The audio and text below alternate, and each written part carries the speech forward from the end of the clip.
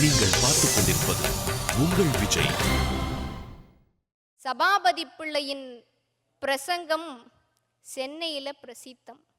அவருக்கு கையேடு வாசிப்பது அவருடைய நெருங்கிய உறவான ஒரு கைம்பெண்மணி. ஒரு நாள் அவருக்கு உடல் நலமில்லாது போகவே அவரால் செப்பேடு வாசிக்க முடியாது. சபாபதியார் தம்முடைய இளவல் ராமலிங்கத்தை அழைச்சிக்கிட்டு பிரசங்கத்துக்கு போறார். எப்படி படிப்பானோ என்ற ஐயத்தோடு செல்கிறார். புராணம் தொடங்குகிறது, கடவுள் வாழ்த்து முடிகிறது. தன்னுடைய வீணை தந்தி போல் இழையும் குரலோடு படிக்க தொடங்குகிறார். சபையின் மனத்தை அவருடைய குரல் அள்ளுகிறது. நம்ம ராமலிங்கமா இப்படி படிக்கிறான் என்று சபாபதியார் வியந்து போகிறார். அவருக்கு ஒரு முறை பித்த காய்ச்சல் ஏற்பட்டப்போ வள்ளலாரை பிரசங்கத்துக்கு அனுப்புகிறார். பெரிய புராண சொற்பொழிவு. சோமு செட்டியாரின் இல்லம் போறார் வள்ளலார். தாம் வந்த காரணத்தை சொல்லுகிறார். பொன்னிருந்த இடத்தில் பூவான்னு நினைச்சார் செட்டியார். தன்னுடைய யாழ் குரலோடு படிக்க தொடங்குகிறார். வாராது வந்த மாமணியாகிய நம்முடைய தமிழ் மணி. இரவு 9 மணிக்கு தொடங்கிய சொற்பொழிவு நள்ளிரவு 12 வரை நீள்கிறது.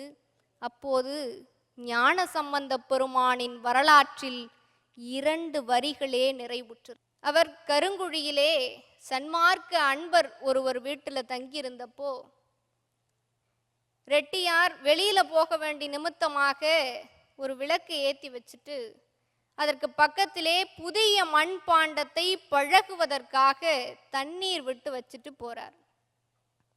அடிகளார் வழக்கம் போல அந்த விளக்குக்கு பக்கத்தில் உட்கார்ந்து அருந்தமிழ் பாடல்களை எழுதி கொண்டிருக்கிறார். அருகில் இருப்பது எண்ணெய் என்று நினைத்து கொண்டு அடிக்கடி விட்டு கொண்டே இருக்கிறார். விளக்கும் எரிந்து கொண்டே இருக்கிறது. மறுநாள் காலை வந்த ரெட்டியாரின் மனைவி அடிகளாரின் அருஞ்செயல்களை பார்த்து வியக்கிறார். இதை கேட்ட வள்ளலார் தானும் வியப்புற்றவராய் ஆண்டவன் திருவிளையாடலை எண்ணி வியக்கிறார். சுமார் 1300 வருடங்களுக்கு பிறகு எரியுமோ நீர் விளக்கில் என்ற சந்தேகம் நமக்கு வந்துடக்கூடாதுங்கிறதுக்காக கருங்குழியிலே தண்ணீர் விளக்கு மீண்டும் எரிகிறது. இங்கே நமினந்தியடிகள் தினமும் தண்ணீர் விளக்கு எரித்து கொண்டு வருகிறார். இதை கேள்விப்பட்ட அரசன் அவருடைய பெருமையை எண்ணி வியந்து திருவாரூர் ஆலய பொறுப்புகளை அவர்கிட்ட கொடுத்துடுறான். பங்குனி உத்திர திருவிழா வருகிறது. எம்பெருமான் மணலூர் வரைக்கும் எழுந்தருளினார். நமினந்தி அடிகளும் அவர் கூடவே போயிட்டு வந்தார். வீட்டிற்கு வந்த நமினந்தி அடிகள் உள்ள போகாம புறக்கடையிலேயே நின்று கொண்டு மனைவியை அழைக்கிறார். மனைவி உள்ள வாங்கன்னு கூப்பிடுறாங்க. இல்லை, நான் இன்னைக்கு மணலூர் வரைக்கும் சென்று வந்திருந்தேன். அங்க பல பேர் மேல பட நேர்ந்ததால் தீட்டு ஏற்பட்டு விட்டது. பிராயச்சித்தம் செய்துவிட்டு தான் உள்ளே வர வேண்டும். தண்ணி எடுத்துட்டு வான்னு சொல்லிட்டு வெளியில உட்கார்றார். உட்கார்ந்தவர் தூங்கி விடுகிறார். அவருடைய கனவிலே சிவபெருமான் தோன்றுகிறார். நமினந்தி, திருவாரூரில் பிறந்தவர்கள் எல்லோரும் என்னுடைய சிவகணங்கள், என்னுடைய கணங்கள் என்பதை மறந்து விட்டாயே, நாளை அதை காண்பாய்னு சொல்லி மறைகிறார். திடுக்கிட்டு விழித்த நமினந்தி அடிகள் தம்முடைய தவறை எண்ணி எண்ணி வருந்துகிறார். உள்ள போறார். சிவபூஜை செஞ்சுட்டு படுத்து தூங்கிடுறார். மறுநாள் காலை தன்னுடைய மனைவியையும் அழைத்து கொண்டு திருவாரூர் போகிறார். அங்கு இருப்பவர்கள் எல்லோருமே சிவகணங்களாக இவருக்கு காட்சியளிக்கிறார்கள். திருவாரூர் தெருக்களில் விழுந்து விழுந்து வணங்குகிறார். அவர் எழுந்தப்போ அந்த காட்சி மறைந்து விடுது. ஆண்டவன் கிட்ட போறார். தன்னுடைய தவறை சொல்லி வருந்துகிறார். திருவாரூருக்கே குடி வந்து எம்பெருமானுக்கு தொண்டுகள் புரிந்து இறைவனின் திருப்பாதங்களை அடைகிறார். திருநீலநக்கர் என்பவர் உயர்ந்த பிராமணர். அக்னிகோத்திரம் பண்ணக்கூடிய உயர்ந்த அந்தணர். அவருடைய வீட்டுக்கு திருஞான சம்பந்தர் வருகிறார். ஞான சம்பந்தர் பின்னாடி ஆயிரக்கணக்கான தொண்டர்கள் வருகிறார்கள். ஞான சம்பந்தர் கூடவே திருநீலகண்ட யாழ்ப்பாணரும் மதங்க சூளாமணியாரும் வருகிறார்கள். 2 பேரும் தாழ்த்தப்பட்ட இனத்தை சேர்ந்தவர்கள். மதங்க சூளாமணியார் திருஞான சம்பந்தர் பாடல்களை தன்னுடைய யாழ் குரலால் பாடுவார். ஞான சம்பந்தர் என்ன செய்வார் தெரியுமா? இவங்க 2 பேரையும் கோயிலுக்குள்ள அழைச்சிட்டு போவார். ஞான சம்பந்த பெருமான் உயர்ந்த பிராமணர், திருநீலகண்ட யாழ்ப்பாணரும் அவருடைய மனைவியும் தாழ்த்தப்பட்ட இனத்தை சேர்ந்தவர்கள். அவங்க 2 பேரையும் கோயிலுக்குள்ள கூட்டிட்டு போவார் ஞான சம்பந்தர் 7ஆம் நூற்றாண்டிலே. இவங்க 3 பேரும் இப்ப திருநீலநக்கருடைய வீட்டுக்கு வருகிறார்கள். ஞான சம்பந்த பெருமான் உள்ள போறார். திருநீலநக்கரே, இந்த மதங்க சூளாமணியாரும் அவருடைய கணவரும் தங்கறதுக்கு உங்க வீட்டுக்குள்ள ஒரு இடம் வேணும். திருநீலநக்கர் உயர்ந்த பிராமணர், அக்னிகோத்திரம் பண்ணக்கூடியவர். இவங்க 2 பேரும் தாழ்த்தப்பட்ட இனத்தை சேர்ந்தவர்கள். அவர் என்ன செஞ்சார் தெரியுமா? வெளியில வந்தார், 2 பேரையும் அழைச்சிட்டு போனார். எங்க தங்க வச்சார் தெரியுமா? அக்னிகோத்திரம் செய்வாரே, அக்னியை வளர்ப்பாரே, யாகம் செய்வாரே, அந்த இடத்துல அக்னிக்கு பக்கத்துல தங்க வச்சாராம். அந்த வீட்டிலேயே மிகவும் புனிதமான இடம்னா அதுதான். இவங்க 2 பேரும் போய் அக்னிக்கு பக்கத்தில் உட்கார்ந்ததும் அக்னி வளம் சுழித்து எரிகிறது. வளத்துக்கு அவ்வளவு பெருமை. பிள்ளையார்பட்டி விநாயகருக்கு ஏன் அவ்வளவு பெருமை? அவர் வளம் சுழி விநாயகர். இவங்க 2 பேரும் போய் உட்கார்ந்ததும் வளம் சுழித்து எரிகிறது. நமினந்தி அடிகள் மனிதர்களுக்குள்ளே ஜாதி மத பேதம் பார்க்கிறார்னு தெரிஞ்சதும் இறைவன் அவருடைய கனவிலே தோன்றி எல்லா மனிதர்களும் சமம்னு சொல்லுகிறார்.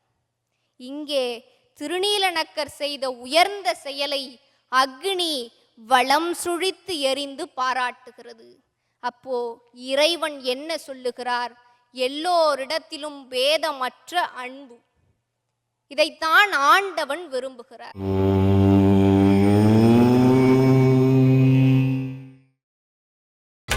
நீங்கள் பார்த்துக் கொண்டிருப்பது உங்கள் விஜய். கோயில்ல திருநீலநக்கர் பூஜை செஞ்சுக்கிட்டு இருக்கார். அவருக்கு வேண்டியதை அவருடைய மனைவி எடுத்து கொடுத்து கொண்டு இருக்கிறார்கள். அப்போ சிவபெருமான் மேல சிலந்தி விழுந்துருது. அந்த அம்மா என்ன நினைச்சாங்க தெரியுமா? தன்னுடைய குழந்தை மேல சிலந்தி விழுந்தது மாதிரி நினைச்சாங்க. குழந்தை மேல சிலந்தி விழுந்தா என்ன செய்வோம்? பூன்னு ஊதிட்டாங்க. எச்சில் பட்டு விட்டது. சிவபெருமான் மேல எச்சில் படலாமா? திருநீலநக்கருக்கு கோபம் வந்தது. சிவபெருமான் மேலே எச்சில் பட்டு விட்டது, அனுஷ்டம் வராதே போன்னு சொல்லிட்டார். சொல்லிட்டு அவர் பாட்டுக்கு வீட்டுக்கு போனார், படுத்து தூங்கிட்டார். திருநீலநக்கருடைய கனவுலே சிவபெருமான் தோன்றுகிறார். அப்பா, உடம்ப பாருப்பா, மேலே எல்லாம் கொப்பளம் கொப்பளமா வந்திருக்கு. அந்த தாய் ஊதன இடம் நல்லா இருக்குப்பா, மற்ற இடத்துலெல்லாம் கொப்பளம் வந்துருச்சே, அவசரப்பட்டுட்டியே, நல்ல காரியம் தானே செஞ்சாப்பா அந்த தாய், உயர்ந்த எண்ணத்துல தானே செஞ்சா. திருநீலநக்கருக்கு அவருடைய தவறு புரிகிறது. காலையில போய் மனைவியை அழைத்து வந்து விடுகிறார். அப்போ இறைவனுக்கு எச்சில் எவ்வளவு முக்கியம். ஸ்ரீரங்கத்திலே ஒரு அரையர் வாழ்ந்து வருகிறார். அவர்கிட்ட ஒரு சால கிராமம் இருந்தது, புகழ் பெற்றது. வெத்தலைப்பாக்கு பொட்டியிலே அதை வச்சிருப்பார். கொட்டைப்பாக்குன்னு எடுத்து ஒரு நாள் வாயில போட்டார், கடிச்சார், கடிக்க வரல. எடுத்து பார்த்தா சால கிராமம். ஐயோ, சால கிராமம். எடுத்தார், தொடச்சார், உள்ள வச்சுட்டார். மத்தியானம் எடுத்தார், கடிச்சார், கடிக்க வரல. எடுத்து பார்த்தா சால கிராமம். என்னடா இது? எடுத்தார், தொடச்சார், வச்சுட்டார். ராத்திரி எடுத்து கடிச்சார், ராத்திரியும் சால கிராமம். என்னடா இது? இப்படியே பல நாட்கள் நடந்து வருகிறது. மன்னன் ஒருத்தவன் கோயில் கட்டினான். அங்கே உள்ள விக்கிரகமாக என்ன வைப்பதுன்னு யோசித்தப்போ அரையர்கிட்ட இருக்கிற அந்த சால கிராமத்தை வாங்கி வையுங்கள், ரொம்ப புகழ் பெற்றதுன்னு அமைச்சர்கள் எல்லாம் சொல்றாங்க. அரசன் அரையருடைய வீட்டு வாசல்ல வந்து நிற்கிறான். அரையரே, சால கிராமத்தை கொடுங்கோ, நான் ஒரு கோயில் கட்டி இருக்கிறேன் உள்ள விக்கிரகமா வைக்கிறதுக்கு. அரையர் சிரிச்சார். ஏன் சிரிக்கிறீங்க, தரமாட்டீங்களா? இல்ல, நீ கேட்கல, அவன் போறதுக்கு ஏற்பாடு பண்ணிட்டான். எத்தனை நாள் தான் கடி வாங்குவான் என்கிட்ட?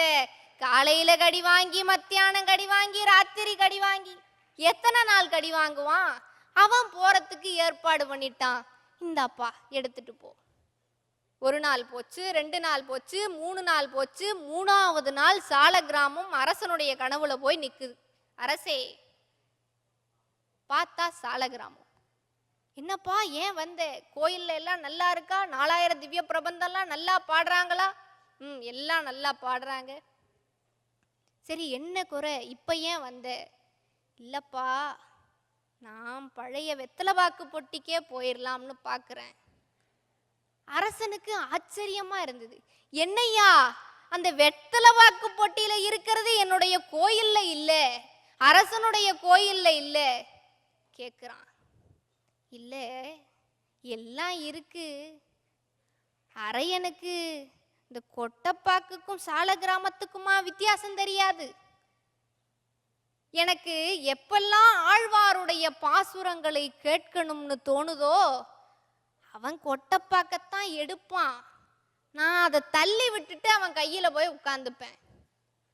அதை எடுத்து அவன் கடித்து விட்டு, ஐயையோ தவறு செஞ்சிட்டமே, எடுத்து வச்சு, உயர்வர உயர்நலம் உடையவன் எவனவன், மயர் வரும் அதிநலம் அருளினன் எவனவன், அயர்வரும் அமரர்கள் அதிபதி எவனவன், துயரரு சுடரொளி தொழுதனன் மனனேன்னு திருவாய்மொழி சொல்லி கண்ணீரால் அபிஷேகம் செய்வானே, அந்த அன்பு உன் கோயில்ல இல்ல, போயா, நான் பழைய வெத்தலை வாக்கு பொட்டிக்கே போயிடுறேன்னு சொன்னிச்சான்.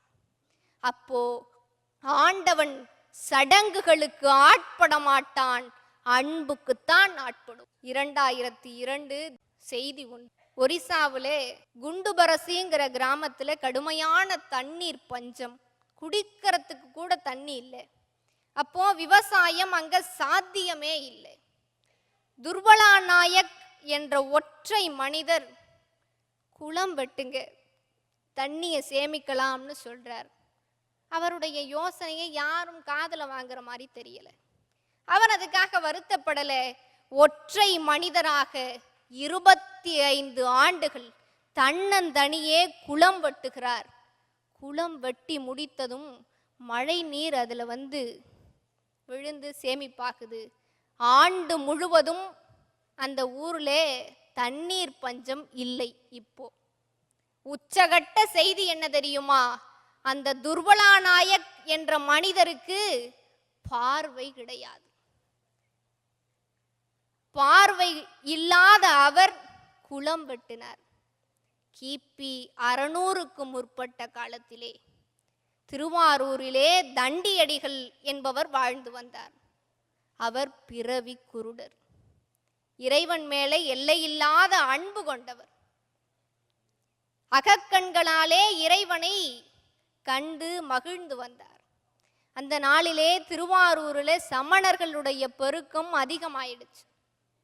சமணர்கள் கமலாலய குளத்தின் மேற்கு கரையிலே பாழிகளை அமைத்தார்கள். அதனால திருக்குளம் தூர்ந்து சின்னதாயிருச்சு. தண்டியடிகள் ஒற்றை மனிதர், அவரால் சமணர்களை விரட்டி அடிக்க முடியாது. ஆனால் சிறியதாகிவிட்ட குளத்தை மண் எடுத்து கொட்டி பெரியதாக்கலாமே. எண்ணத்திலே தோன்றியதை செயலிலே நிறைவேற்ற தொடங்குகிறார். கண் தெரியாத அவர் எப்படி குளம் வெட்ட முடியும்? குளத்தின் நடுவிலே ஒரு கம்பு நட்டு அதன் நுனியை கரையிலே நட்டு அந்த கயித்தை பிடிச்சுக்கிட்டே மண்ணை வெட்டி கொட்டுகிறார். இதை பார்த்த சமணர்கள் பொறுக்க மாட்டாதவர்களாய் குறுக்கிட்டு, இந்த மாதிரி மண் வெட்டி கொட்டாதீர்கள், அந்த மண்ணில் இருக்கிற ஜீவன்கள் செத்து போயிரும்னு சொல்றாங்க. தண்டியடிகள் சொல்லுகிறார், அறிவிலிகளே, நான் செய்வது ஆண்டவனுக்கு தொண்டு, இதனால் ஏற்படும் ஜீவவதை ஒரு குற்றமாகாதுன்னு சொல்றார். சமணர்கள் கேட்கிற மாதிரி இல்லை. மறுபடியும் மறுபடியும் அவருடைய தொண்டிலே பூந்து அவரை தடுத்து நிறுத்துகிறார்கள். இவர்களோடு பேசி கொண்டிருப்பது வியர்த்தமேன்னு சொல்லிட்டு அவருடைய வேளையிலேயே கண்ணாக இருக்கிறார் தண்டியடிகள். சமணர்கள் கேட்டார்கள், உனக்கு பார்வைதான் தெரியாதுன்னா காதும் செவிடோ? இந்த வார்த்தைகள் தண்டியடிகளின் நெஞ்சத்திலே வேல் கொண்டு குத்தியதைப் போல இருந்தது. முட்டாள்களே, நான் இறைவனை தவிர வேறு யாரையும் கண்டதில்லை. இறைவன் அருளால் எனக்கு பார்வை வந்து உங்களுடைய பார்வை பறிபோய்விட்டால் என்ன செய்வீர்கள் என்று கோபமாக கேட்கிறார். ஓ, அப்படி வேற ஒரு அதிசயம் நடக்குமா? அப்படி உனக்கு பார்வை வந்து எங்களுக்கு பார்வை போயிடுச்சுன்னா நாங்க இந்த ஊரை விட்டே போயிடுறோம்னு சொல்றாங்க.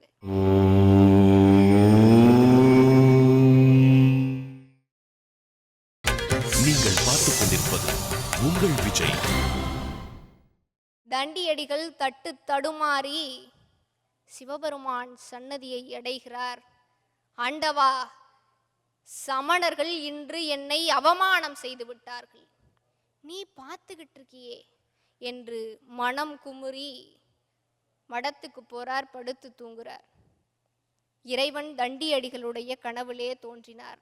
அன்பனே, வருத்தப்படாதே, உனக்கு பார்வை அளித்து சமணர்களின் பார்வையை போக்கி விடுவோம்னு சொல்லி மறைகிறார்.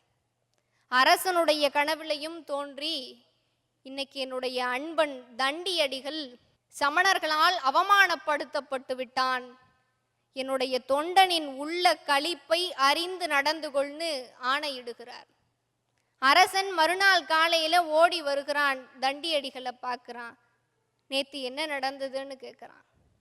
தண்டியடிகள் நடந்ததை சொல்றார். ஆண்டவன் அருளால எனக்கு பார்வை வந்து சமணர்களுடைய பார்வை போயிருச்சுன்னா சமணர்கள் திருவாரூரை விட்டே போய்விடுவதாக சொன்னார்கள். அரசன் சமணர்களை அடைத்து கேட்கிறான். சமணர்கள் ஒத்துக்கிறாங்க. ஆமா, அவருக்கு பார்வை வந்து எங்களுக்கு பார்வை போயிருச்சுன்னா நாங்க திருவாரூரை விட்டு போய்விடுகிறோம்னு சொல்றாங்க. தண்டியடிகள் ஆலயத்துக்கு போகிறார். ஆண்டவனை பார்த்து வேண்டுகிறார். ஆண்டவா, இத்தனை நாள் நான் உன்னை அன்றி வேறு யாரையும் மனதால் கூட நினைக்காதது உண்மையானால், உன் தொண்டே சிறந்த தொண்டு என்பது உண்மையானால், எனக்கு பார்வை அளித்து உன்னுடைய தொண்டினை தடுத்து நிறுத்திய அந்த சமணர்களின் பார்வையை போக்குமாறு செய் என்று வேண்டுகிறார். இறைவன் திருவருள் உடனே கிட்டியது. தண்டியடிகள் பார்வை பெற்றார். சமணர்கள் பார்வை இழந்து தடுமாறுகிறார்கள். ஒப்புக்கொண்டபடி சமணர்கள் திருவாரூரை விட்டே போயிடுறாங்க. தண்டியடிகள் தொண்டுகள் செய்து தியாகேசரின் பாதார விந்தங்களை அடைகிறார். புராணங்கள் வெறும் புழுகு மூட்டைகள் அல்ல என்பதை நிரூபிப்பதற்காகவே இறைவன் சமகால நிகழ்வுகளையும் புராணங்களோடு ஒப்புமைப்படுத்தி நமக்கு நடத்தி காட்டி கொண்டிருக்கிறார். இந்த மனித வாழ்க்கை எப்படிப்பட்டது? மனித வாழ்க்கையை பற்றி பட்டினத்தடிகள் சொன்ன பாடலோடு நிறைவு செய்கிறேன். ஒரு மடமாதும் ஒருவனுமாகி இன்ப சுகம் தரும் அன்பு பொருந்தி உணர்வு கலங்கி ஒழுகிய விந்து ஊறு சுரோனித மீது கலந்து பணியிலோர் பாதி சிறுதுளி மாது பண்டியில் வந்து புகுந்து திரண்டு பதுமம் அரும்பு கமடம் இதென்று பார்வை மெய் வாய் செவி கால் கைகள் என்ற உருவமும் ஆகி உயிர் வளர் மாதம் 9 ஒன்றும் நிறைந்து மடந்தை உதரமகன்று புவியில் விழுந்து யோகமும் வாரமும் நாளும் அறிந்து மகளிர்கள் சேனை தர அணை ஆடை மண்பட உந்தி உதைந்து கவிழ்ந்து மடமயில் கொங்கை அமுதமருந்தி ஓரறி வீரறி வாகி வளர்ந்து ஒளிநகை உரல் இதழ்மடவாரும் உவந்து முகந்திட வந்து தவழ்ந்து மடியிலிருந்து மழலை மொழிந்து வா இரு போ என நாமம் விளம்ப உடைமணியாடை அரைவடமாட உண்பவர் தின்பவர் தங்களோடுண்டு தெருவிலிருந்து புழுதி அலைந்து தேடிய பாலரோடோடி நடந்து 5 வயதாகி விளையாடியே உயர்தருஞான குரு உபதேசம் முத்தமிழின் களையும் கரை கண்டு வளர்பிறை என்று பலரும் விளம்ப வாழ் 16 புராயமும் வந்து மயிர்முடி கோதி 60 நீல வண்டு இமிர்தன் தொடை கொண்டை புனைந்து மணிபொனிலங்கு பணிகள் அணிந்து மாகதர் போகதர் கூடி வணங்க மதன சொரூபன் இவனென மோக மங்கையர் கண்டு மருண்டு திரண்டு வரிவிழி கொண்டு சுழியை எறிந்து மாமையில் போல் அவர் போவது கண்டு மனது பொறாமல் அவர் பிறகோடி மங்கள செங்கல சந்திகள் கொங்கை மருவமயங்கி இதழமுதுண்டு தேடிய மாமுதல் சேர வழங்கி ஒரு முதலாகி முது பொருளாய் இருந்த தனங்களும் வம்பில் இழந்து மதன சுகந்த விதனமிதென்று வாலிப கோலமும் வேறு புரிந்து வளமையும் மாறி இளமையும் மாறி வன்பல் விழுந்திரு கண்கள் இருண்டு வயது முதிர்ந்து நரைதிரை வந்து வாத விரோத குரோதம் அடைந்து செங்கையினிலோர் தடியும் ஆகியே வருவது போவது ஒரு முதுகூணு மந்தி எனும்படி குந்தி நடந்து மதியும் அழிந்து செவிதிமிர் வந்து வாயறியாமல் விடாமல் மொழிந்து துயில் வரும் நேரம் இருமல் பொறாது தொண்டையும் நெஞ்சும் உலர்ந்து வறண்டு துகிலும் இழந்து சுனையும் அழிந்து தோகையர் பாலர்கள் கோரணி கொண்டு கலியோகம் மீதில் இவர் மரியாதை கண்டிடும் என்பவர் சஞ்சலம் மிஞ்ச கலகலவென்று மலசலம் வந்து கால்வழி மேல்வழி சார நடந்து தெளிவுமிராமல் உரை தடுமாறி சிந்தையும் நெஞ்சும் உழைந்து மருண்டு திடமும் அழிந்து மிகவும் அலைந்து தேறி நல்லாதர வேதன நொந்து மறையவன் வேதன் எழுதியவாறு வந்தது கண்டமும் என்று தெளிந்து இனியன கண்டம் இனியன தொந்தம் மேதினி வாழ்வு நிலாதினி நின்ற கடன்முறை பேசும் என உரை நாவு தங்கி விழுந்து கை கொண்டு மொழிந்து கடைவழி கஞ்சி ஒழுகிட வந்து பூதமும் 4 சுவாசமும் நின்று நெஞ்சு தடுமாறி வரும் நேரமே வளர்புரை போல எயிரும் உரோமமும் சடையும் விஞ்ச மனதும் இருண்டு வடிவும் இளங்க மாமலை போல் எம தூதர்கள் வந்து வளைகொடு வீசி உயிர் கொடு போக மைந்தரும் வந்து குனிந்தழ நொந்து மடியில் விழுந்து மனைவி புலம்ப மாழ்கிணரே இவர் காலம் அறிந்து பழையவர் காணும் எனும் அயலார்கள் பஞ்சு பரந்திட நின்றவர் பந்தரிடும் என வந்து பறையிடம் முந்தவே பிணம் வேக விசாரியும் என்று பணிதுகில் தொங்கல் களபம் அணிந்து பாவகமே செய்து நாரும் உடம்பை வரிசைகடாமல் எடுமென ஓடி வந்தில மைந்தர் குனிந்து சுமந்து கடுகி நடந்து சுடலை அடைந்து மானிட வாழ்வென நொந்து விறகடை மூடி அழல் கொடு போட வெந்து விழுந்து முறிந்து நினங்கள் உருகி எலும்பு கருகி அடங்கி ஓர் பிடி நீரும் இல்லாத உடம்பை நம்பும் அடியேனை இனி ஆளுமை ஒரு பிடி சாம்பல் தான் மனித வாழ்க்கை. அந்த வாழ்க்கையை நாம நாயன்மார்களை மாதிரி அமைச்சிக்க முடியாவிட்டாலும் எல்லோரிடத்திலும் அன்பு செய்து பிறருக்கு தீமை செய்யாமல் அடியார்களின் பாதம் பிடித்து ஆண்டவனை அடையலாம் என்று சொல்லி என்னுடைய வார்த்தைகளை அன்போடு கேட்ட உங்கள் அனைவரின் பொற்பாதம் தொட்டு வணங்கி வான்முகில் வளாது பொய்க மலிவளம் சுரக்க மன்னன் கோன்முறை அரசு செய்க குறைவிலாது உயிர்கள் வாழ்க நான்மறை அறங்கள் ஓங்க நற்றவம் வேள்வி மல்க மேன்மைகுள் சைவநீதி விளங்குக உலகமெல்லாம் என்று சொல்லி விடைபெறுகிறேன். வணக்கம்.